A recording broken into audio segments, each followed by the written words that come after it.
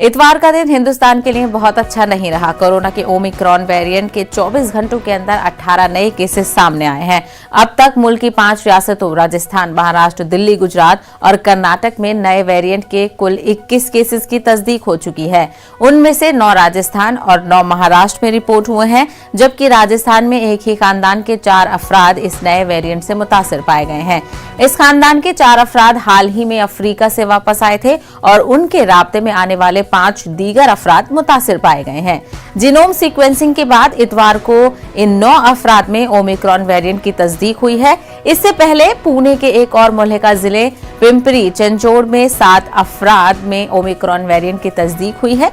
दूसरी जानिब आज पार्लियामेंट की स्टैंडिंग कमेटी की ओमिक्रॉन वेरिएंट से मुतालिक अहम मीटिंग होने जा रही है।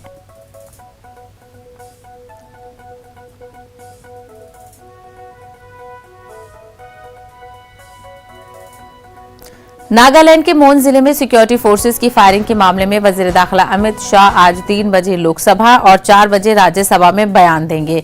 वाज़ेह रहे कि फायरिंग में मरने वालों की तादाद 14 हो गई है। इस वाकये की वजह से मोबाइल इंटरनेट सर्विसेज और बल्क मैसेजिंग सर्विसेज को भी मुअत्तल कर दिया गया है।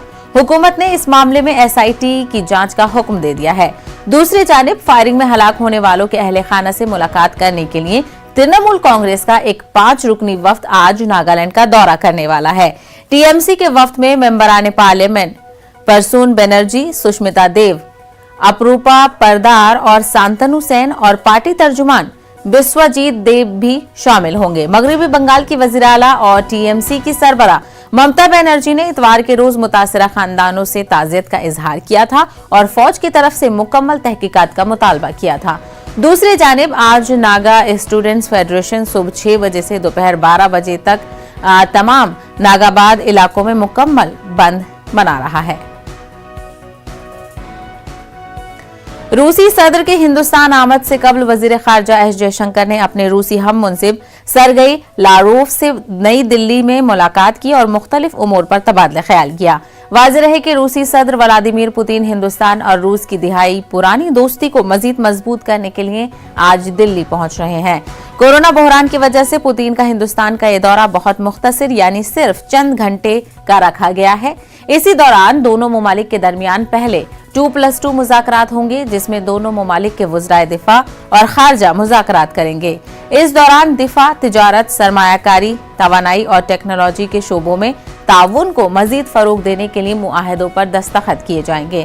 वजारत खारजा के मुताबिक PM मोदी और सदर पुतिन शाम 5:30 बजे चोटी बातचीत का आगाज करेंगे। इससे कबल हिंदुस्तान ने अमेठी के कोरवा में 5 लाख से ज्यादा राइफलों की तैयारी के लिए तवील अरसे से जेर अल्तवा AK-203 क्लाशिनकोफ राइफलों के सौदे को मंजूरी दे दी है। वहीं तवक्को है कि हिंदुस्तान रूस से super advanced missile defence system S-500 खरीद सकता है। खास बात यह है कि हिंदुस्तान और रूस के दरमियान इस डील पर अमेरिका बरहम है। मैं समझता हूं कि पहली बात तो ये कि रशिया भारत का एक बहुत, जिसे कहते हैं, टाइम टेस्टेड फ्रेंड है। हमेशा उसने भारत का साथ दिया और हमारी दोस्ती हमेशा से बढ़ती ही गई है। और प्रधानमंत्री नरेंद्र मोदी जी के पुतिन के साथ पर्सनल संबंध बहुत गहरे हैं। उनको वो माई फ्रेंड कह के एड्रेस भी करते हैं। और रशियन प्रेसिडेंट पुतिन का भारत में आना एक बहुत महत्वपूर्ण हो जाता है। इस तरह से हमारा उनसे डिफेंस कोऑपरेशन बहुत पुराना है। फिर उसके अलावा ये है कि वक्त के साथ साथ बदलता भी रहा है। नई चीज़ें, नई एक्विजिशंस हम लोग करते रहे हैं। हम उनके आने से पहले हमको S-400 मिसाइल डिफेंस सिस्टम जो है वो भारत में आ रहा है, जो कि बहुत इम्पॉर्टेंट समझा जाता है। हालांकि उसके ऊपर काफ़ी अमेरिका का प्रेशर भी है। अमेरिका ने कहा है कि वो काटसा को अप्लाई करेगा, यानी सैंक्शन भी लगा सकता है भारत के ऊपर। तो आज व्लादिमीर पुतिन हिंदुस्तान पहुंचने वाले हैं। इसी मामले पर मजीद बातचीत करेंगे। हमारे नुमाइंदे शैलेंद्र वांगू इस वक्त हमारे साथ जुड़ गए हैं। शैलेंद्र वांगू, बहुत अहम होने वाली है ये मुलाकात। एक तो वैसे ही शॉर्ट है और दूसरी तरफ 50 इयर्स ऑफ फ्रेंडशिप भी हो रहा है हिंदुस्तान और रूस का। देखिए साहिबा, ये बहुत अहम मुलाकात है और ये अहम दौरा है इसलिए क्योंकि 2019 के बाद ये दूसरा देश है जहां पर रूसी राष्ट्रपति आ रहे हैं, भारत आ रहे हैं। पहले उनकी मुलाकात US प्रेसिडेंट से हुई थी, जिसके लिए वो विदेश गए थे। तो कोरोना काल में ये उनका दौरा इसलिए भी अहम है क्योंकि जिस तरह के हालात अभी बने हुए हैं कोविड को लेकर रशिया में और भारत में भी ओमिक्रॉन के बाद, तो उसके बावजूद इस तरह की विजिट होना, हाई लेवल विजिट होना, ये अपने आप में बड़ी बात है। दूसरा अहम मुद्दा ये है कि आज की इस विजिट से हम दो बड़ी चीजों से उम्मीद कर सकते हैं। पहला, S-400 जो मिसाइल सिस्टम है, उसको लेकर हालांकि करार पहले ही हो चुका है, लेकिन डिलीवरी को लेकर एक टाइमलाइन सेट की जा सकती है, पेमेंट शेड्यूलिंग की जा सकती है, तो एक आगे का कदम होगा उस S-400 को लेकर। दूसरा, अमेठी में जो AK-203 असॉल्ट राइफल्स के निर्माण को लेके जो समझौता है, वो उस पर आज ऑफिशियली दोनों देशों के बीच में करार हो सकता है। 7.5 लाख के आसपास राइफल्स बनाई जाएंगी। शुरुआत रशिया की तरफ से होगी, उसके बाद भारत खुद इसको मेक इन इंडिया के तहत इसको प्रोजेक्ट को आगे ले जाएगा और 10 सालों के अंदर 7.5 लाख असॉल्ट राइफल्स तैयार की जाएंगी। तो ये अपने आप में दिखाता है कि भारत और रूस के जो रक्षा संबंध हैं, जो डिफेंस टाइज हैं, वो आज भी मजबूत है। और वहीं अहम बात ये भी है कि भारत जो है वो अभी तक क्वाड कंट्रीज के साथ में उनका 2+2 का जो सिस्टम है, जिसमें दोनों देशों के रक्षा मंत्री, दोनों देशों के विदेश मंत्री बैठक में शामिल होते हैं, वो अभी तक सिर्फ अमेरिका, ऑस्ट्रेलिया और जापान के साथ ही ये अरेंजमेंट है। लेकिन अब पहली बार ये हो रहा है कि भारत और रूस के बीच में भी 2+2 डायलॉग अब से कुछ ही देर बाद यहाँ पर दिल्ली में होने वाला है, जिसमें भारत और रूस के रक्षा मंत्री और विदेश मंत्री शामिल होंगे। बिल्कुल, ये बहुत अहम हो जाता है। ऐसे में दूसरी तरफ एक तो हिंदुस्तान के जो रूस के साथ हैं, डिफेंस सेक्टर में काफी मजबूत रहे हैं रिश्ते, वहीं जो रूस और यूक्रेन का मामला चल रहा है शैलेंद्र, उसके बाद से अमेरिका इस जो ये डायलॉग होने वाला है उसकी इस पर खास नजर रहेगी, क्योंकि अमेरिका इस मुलाकात को लेकर काफी बरहम भी नजर आ रहा है। देखिए, जहां तक रशिया और अमेरिका के बीच के तनाव की बातचीत हम अगर करें तो जाहिर तौर पर तनाव उनके बीच में है, लेकिन इसी बीच जो S-400 को लेकर लगातार ये कहा जा रहा है कि अमेरिका जो है वो इससे खुश नहीं है इस डील को लेकर। लेकिन भारत ये साफ कर चुका है कि किसी भी तरह की जो रक्षा समझौते होते हैं, जो डिफेंस डील्स होती हैं, वो देश के नेशनल इंटरेस्ट को ध्यान में रखते हुए, देश के डिफेंस इंफ्रास्ट्रक्चर को ध्यान में रखते हुए ऐसे डील्स किए जाते हैं। तो उम्मीद ये की जा रही है कि भारत को वेवर मिलेगा अमेरिका की तरफ से। हालांकि अमेरिका ने अभी तक कड़ा रुख तो नहीं दिखाया इस पूरे मामले को, लेकिन ऐतराज जरूर जताया है। और वहीं साथ ही साथ अगर हम बात करें भारत और रूस के, तो ये टाइज जो हैं ये नए नहीं है, ये सालों से चलते आ रहे हैं। ये 21वां शिखर सम्मेलन होने वाला है भारत और रशिया के बीच में। और अहम बात ये भी है कि इसमें न सिर्फ डिफेंस टाइज बल्कि अफगानिस्तान के जो हालात हैं उन पर भी इस बैठक के दौरान, आज शाम को 5:30 बजे जो बैठक होगी प्रधानमंत्री मोदी और रशियन प्रेसिडेंट व्लादिमीर पुतिन के बीच में, उसमें अफगानिस्तान और आतंकवाद से जुड़ा जो मुद्दा है, इन पर तफसील से चर्चा होगी। बिल्कुल, तो बेहद अहम रहने वाला है आज का पूरा दिन, और शाम में क्या कुछ खास रहता है इस पर भी हमारी नजर बनी रहेगी। शैलेंद्र, हमसे बात करने के लिए बेहद शुक्रिया। ऐवान में अरकान पार्लियामेंट की मुअत्तली का मामला तूल पकड़ता जा रहा है। कांग्रेस रुकने पार्लियामेंट का कहना है कि मुअत्तल अरकान पार्लियामेंट की जानिब से माफी मांगने का सवाल ही नहीं उठता। हम लोगों की क्या गलती थी? क्या अब अरकान पार्लियामेंट बहस का मुतालबा भी ना करें? नासिर हुसैन ने कहा कि मेरे ख्याल में हुकूमत का ये रवैया ठीक नहीं है। अरकान को निकालकर ऐवान कैसे चलाना चाहती है हुकूमत? कांग्रेस के राष्ट्रीय प्रवक्ता और राज्यसभा सांसद नासिर हुसैन साहब उनसे बात करते हैं। सर, पिछला सप्ताह निलंबन का 1 सप्ताह हो गया है, सरकार की तरफ से जरूर कहा जा रहा है कि अगर माफ़ी मांगे तो कुछ विचार किया सकता है। क्या आप लोगों की तरफ से इस पर कोई विचार किया गया है? क्या होगा? देखिए, माफ़ी वाफ़ी मांगने का तो कोई सवाल ही नहीं उठता। 1 हफ्ता हुआ है, हम लोग लगातार धरने पे वहाँ पे बैठे हुए हैं, और किस चीज़ के लिए माफ़ी मांगने? लोगों के मुद्दे उठाने के लिए, लोगों के मुद्दों की तरफ सरकार का ध्यान आकर्षित करने के लिए, या नहीं संसद के अंदर बहस की मांग करने के लिए। मुझे लगता है कि ये अड़ियल नेचर जो है, रवैया जो है सरकार का, ये पार्लियामेंट्री डेमोक्रेसी के लिए हानिकारक है। इस तरीके से इलेक्टेड राज्यसभा मेंबर्स को निकाल के बाहर रख के अपने सदन चलाने की जो कोशिश कर रहे हैं, इससे बड़ा डिक्टेटोरियल एटीट्यूड का जो है एग्जाम्पल पार्लियामेंट्री डेमोक्रेसी के इतिहास में देखने को नहीं मिला। लेकिन सर, अगर दोनों अड़े हुए रहेंगे तो आखिर बीच का रास्ता क्या निकलेगा? सर, ये माफ़ी किस चीज़ के लिए मांगे और क्या जुर्म है? जो रवैया था, कहा जा रहा है कि जिस तरह अनरूली बिहेवियर किया गया था पिछले सत्र के दौरान, किसने प्रोवोक किया? कहाँ है वो सारे रिकॉर्डिंग्स? कहाँ है वो सारे प्रोसीडिंग्स? और किसने मार्शल्स को लाके इंश्योरेंस बिल बिना कोई प्रोवोकेशन के मार्शल्स को लेके आके इंश्योरेंस बिल पास करने की कोशिश की। सरकार का जो तरीका है एरोगेंस का, ईगोइज्म का, जो सरकार का ये तरीका है, इससे कोई भी पार्लियामेंट चलाया नहीं जा सकता। और सरकार की ही रिस्पॉन्सिबिलिटी होती है, जिम्मेदारी होती है कि वो दोनों सदन ठीक से चलाएं। वीडियो जर्नलिस्ट सोनू के साथ रवि सिसोदिया, न्यूज़ 18 दिल्ली। वहीं मरकजी वजीर मुख्तार अब्बास नकवी ने मुअत्तल अरकान पार्लियामेंट के मामले में कहा कि जमहूरियत में मुज़ाकरा होना चाहिए। जो मुअत्तल अरकान पार्लियामेंट हैं उन्हें सरकार से नहीं बल्कि ऐवान से माफी मांगनी चाहिए। न्यूज़ 18 उर्दू से बातचीत में उन्होंने इन ख्यालात का इजहार किया। मुख्तार अब्बास नकवी उनसे हम बात करते हैं। सर, जिस तरह से सदन में गतिरोध बना हुआ है, हालांकि शुक्रवार को हमने देखा कि राज्यसभा 100% काम किया, लोकसभा भी काम कर रही है। देखिए, पहली बात यह है कि डेमोक्रेसी का जो तकाजा है वो यही है कि सभी मेंबर्स डिबेट में पार्टिसिपेट करें, डिस्कशन में पार्टिसिपेट करें और डिसीजन में पार्टिसिपेट करें।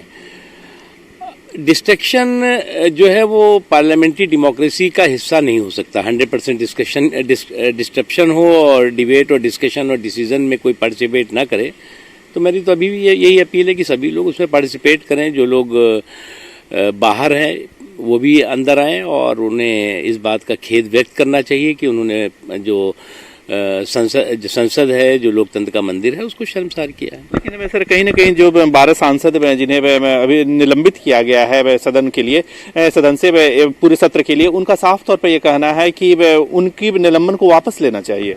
देखिए, मैं इसीलिए तो कह रहा हूँ कि उनको सद्बुद्धि आएगी और उनको ये बात समझना चाहिए कि वो सरकार से माफ़ी नहीं मांगने जा रहे हैं, संसद से माफ़ी मांगने जा रहे हैं। लोकतंत्र के मंदिर में खड़े होकर के जो कुछ भी उन्होंने किया है उसको वो एहसास करके, उस शर्मिंदगी को स्वीकार करके और माफ़ी मांगेंगे। ठीक है, बहुत धन्यवाद। कैमरा प्रकाश गुप्ता के साथ विनीत कुमार, न्यूज़ 18 दिल्ली।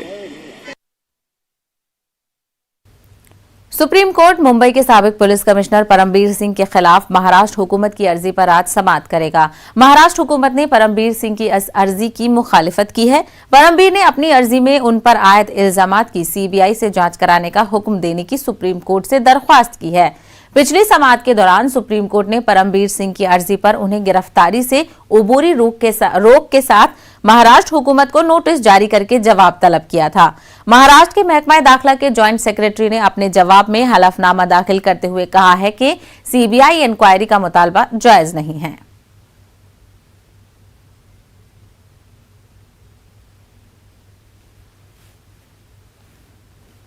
कोरोना वबा के दौरान बाहमी इमदाद और इंसार का जज्बा मुस्तहकम हुआ है। मुल्क इस वबा से मुत्तहिद होकर मुकाबला कर रहा है।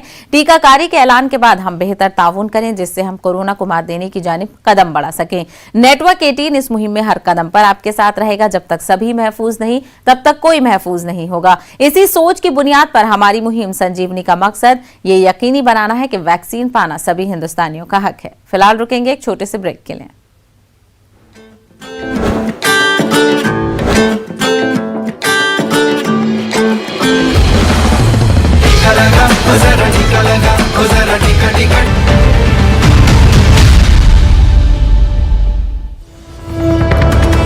तो इस वक्त की बड़ी खबर आपको बता दें, लोकसभा में नागालैंड मामले की गूंज उठी है। नागालैंड मामले पर अपोजिशन की नारेबाजी हुई और वहीं जिसके पेश नजर राज्यसभा का इजलास 12 बजे तक के लिए मुलतवी कर दिया गया है।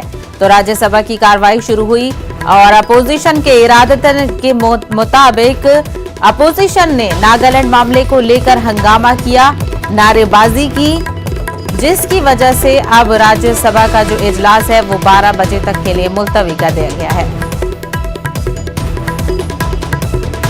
तो लोकसभा और राज्यसभा में आज अपोजिशन का इरादा था नागालैंड मामले को उठाने का, तो वहीं लोकसभा में नागालैंड मामले की गूंज उठी। नागालैंड मामले पर अपोजिशन की नारेबाजी हुई।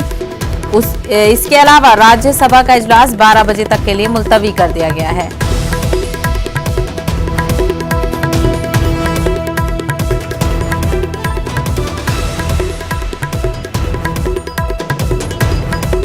तो लोकसभा में नागालैंड मामले की गूंज उठी। नागालैंड मामले को लेकर अपोजिशन ने नारेबाजी की और साथ ही साथ आपको बता दें कि राज्यसभा का इजलास 12 बजे तक के लिए मुलतवी कर दिया गया है। तो जिस तरीके से नागालैंड में कल का वाकया पेश आया, उसके बाद से चार जानिब से इसकी मजम्मत की जा रही है। वहीं आज के इजलास में अपोजिशन की यही हिकमत अमली थी कि वो नागालैंड मामले को दोनों ऐवानों में उठाएगी, जिसके नतीजे में लोकसभा में भी हंगामा उठा। अपोजिशन पार्टियों ने जमकर नारेबाजी की और इस मामले की गूंज लोकसभा में देखने को मिली। वहीं राज्यसभा का जो इजलास है वो 12 बजे तक के लिए मुलतवी कर दिया गया है।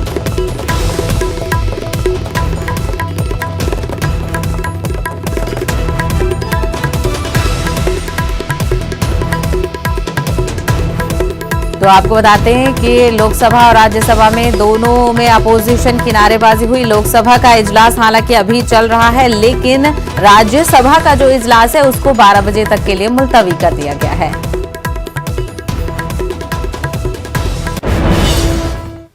आज बाबरी मस्जिद इन्हदाम की बरसी है। आज ही के दिन 1992 में बाबरी मस्जिद को कार सेवकों ने शहीद कर दिया था। उत्तर प्रदेश समेत मुल्क के हसास इलाकों में आज अलर्ट है। उत्तर प्रदेश के डीजीपी ने तमाम अजला के पुलिस अफसरान को हिदायत दी है कि वो किसी भी प्रोग्राम के इनेकाद की मंजूरी न दें। उन्हें इजाफी चौकस रहने का हुक्म दिया गया है। इसके साथ ही ओहदेदारों को सिक्योरिटी के वसी इंतजामात करने को कहा गया है। दूसरी जानिब ADG law and order Prashant Kumar ने कहा कि 6 दिसंबर को रिवायत से हटकर कोई तकरीब मुनक्किद नहीं की जाएगी। मथुरा मामले में बड़े लीडरों ने फिलहाल खामोशी इख्तियार कर रखी है। 2 दिन पहले तक डिप्टी सीएम केशव प्रसाद मौर्य लगातार ट्वीट कर रहे थे, लेकिन अब उनका ट्वीट आना भी बंद हो गया है। यहां हिंदू महासभा ने मंसूबा बदल दिया है। महासभा की जानिब से अब दिल्ली में अलामती जल अभिषेक किया जाएगा। वहीं लखनऊ में मुस्लिम लीग की जानिब से आज का दिन यौम गम और यौम दुआ के तौर पर मनाया जा रहा है। लीग के रियासती सदर डॉक्टर मोहम्मद मतीन ने कहा कि बाबरी मस्जिद की तामीर और बाजियाबी का मुतालबा जारी रहेगा। 29वीं बाबरी मस्जिद की बरसी पर इंडियन यूनियन मुस्लिम लीग पूरे सूबे के अंदर यौम अफसोस, यौम आज़म के रूप में मना रही है और इस बात का एहसास हुकूमत को करा रही है कि आज तक के जो भी हुकूमत ने खास करके भारत सरकार ने जो फैसले किए थे कि बाबरी मस्जिद के वर्डिक्ट के बाद कि नगर पालिका में 5 एकड़ जमीन जो है वो बाबरी मस्जिद को अलाट की जाएगी। अगर वहाँ जमीन ना हो तो जो एक्वायर की हुई जमीन है वो बाबरी मस्जिद को दी जाएगी, जिसमें बाबरी मस्जिद की तामीर ना हो वहाँ पर हो सके। मगर अभी तक के हुकूमत ने सुप्रीम कोर्ट के उस आर्डर की अवहेलना की है और यही हाल बाबरी मस्जिद की शहादत के वक्त में था कि हुकूमतों ने बाकायदा इस बात को यकीन दहानी कराई थी कि बाबरी मस्जिद को आज नहीं आएगी, मगर बाबरी मस्जिद को शहीद कर दिया गया, पूरे अमन अमान को तबाह बर्बाद कर दिया गया। हम अफसोस और गम और मातम मना रहे हैं बाबरी मस्जिद की शहादत पर। मालेगांव शहर में 5 दिसंबर की रात को ऑल इंडिया इमाम्स काउंसिल की जानिब से बाबरी मस्जिद एक दिन इंसाफ मिलेगा इस उन्वान के तहत एक इजलास आम का इनेकाद किया गया था, जिसमें शहर के कुछ सियासी और समाजी रहनुमा बतौर मुकर्रर मदऊ किए गए थे। इस इजलास का मकसद बाबरी मस्जिद के ताल्लुक से लोगों को दिलों में जज्बात पैदा करना और अपने हक की बात जमहूरी मुल्क में आज़ादाना तरीके से कहना था।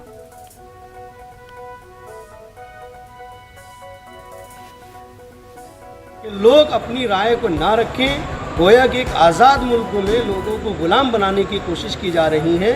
उस खामोशी को तोड़ने के लिए और लोगों को ये बताने के लिए कि भाई आप गुलाम नहीं हैं, आप आज़ाद हैं। इस मुल्क में आपको अपनी राय रखने का पूरा हक है।